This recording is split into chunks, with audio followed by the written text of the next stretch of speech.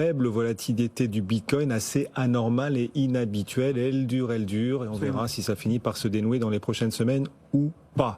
Valentin, en tout cas, on voit que l'écosystème continue de se constituer. Aux États-Unis, une nouvelle règle comptable pourrait encourager les sociétés à acheter du Bitcoin. C'est ce qu'on pourrait déduire effectivement de cette nouvelle règle comptable qui est un petit peu complexe, donc on va essayer de décortiquer ensemble. Et Cyril, tu me diras si effectivement ça prend cette direction-là.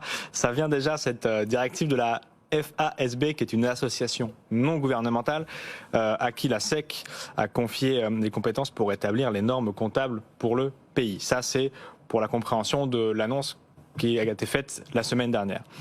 Jusqu'à présent, en l'absence de règles comptables spécifiques aux crypto-monnaies, les entreprises qui en détenaient, et il y en a de plus en plus, on peut noter Tesla, on peut noter Block, on peut noter évidemment MicroStrategy qui en détient 130 000, donc ça commence à faire beaucoup. Et bien jusque-là, ces entreprises catégorisaient en tant qu'actifs intemporels à durée de vie indéterminée les crypto-monnaies. Ça posait deux problèmes, et le premier problème et le plus important pour ces entreprises, c'était que la valeur dans leur bilan ne pouvait être réajustée que si le prix passait sous le seuil d'acquisition et qu'une fois par an. Et l'inverse était impossible. Donc cela donnait lieu évidemment à des inexactitudes parce que le prix du Bitcoin est volatile, même si un petit peu moins ces temps-ci, il bouge quand même pas mal et le faire qu'une fois par an, c'était complexe.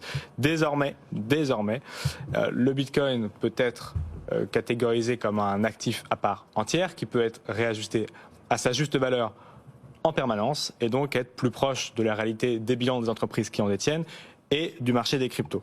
Et d'après plusieurs experts, ces nouvelles règles comptables pourraient inciter de fait des entreprises à posséder davantage de Bitcoin parce que c'est fiscalement plus intéressant d'être plus proche du marché à la hausse comme à la baisse et pas que à la cession comme c'était le cas jusqu'à présent pour déclarer des plus ou moins values.